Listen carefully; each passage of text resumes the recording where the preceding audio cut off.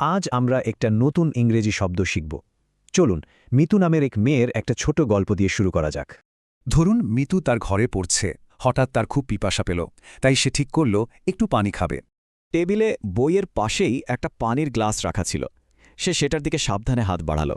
কিন্তু হাত লেগে গ্লাসটা পড়ে গেল, আর সব পানি গিয়ে পড়ল বইগুলোর ওপর। তো এই যে এমন একটা ঘটনা ঘটল, এটাকে ইংরেজিতে কি বলে? একটা শব্দ আছে কিন্তু। শব্দটা হলো ক্লামজি। এর মানে হলো যখন কেউ কোনো কাজ ঠিকভাবে করতে পারে না বা তালগোল পাকিয়ে ফেলে। সাধারণত ক্লামজি শব্দটার একটা নেতিবাচক ভাব আছে, মানে কাউকে আনাড়ি বা অদক্ষ বোঝাতে এটা ব্যবহার হয়। কিন্তু মজার ব্যাপার হলো, ক্লামজি শুধু হাত থেকে কিছু ফেলে দেওয়া বোঝায় না, এর আরও অন্য ব্যবহারও আছে। যেমন ধরুন, একদিকে আছে শারীরিক আনাড়িপলা, অন্যদিকে আমাদের কথা বা কাজও কিন্তু ক্লামজি হতে পারে। চলুন তাহলে কিছু বাক্য দেখে নিই, যাতে ব্যাপারটা আমাদের কাছে আরও পরিষ্কার হয়ে যায়। এই যে দেখুন, এখানে ম্যানেজারের কাজ বুঝিয়ে দেওয়ার ভঙ্গিটা ভালো ছিল না, তাই টিমে ভুল বোঝাবুঝি তৈরি হয়।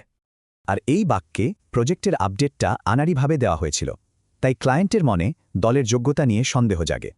তার মানে মূল ব্যাপারটা হলো শুধু শরীরের নড়াচড়া নয়, আমাদের পরিকল্পনা বা কথাও ক্লামজি হতে পারে।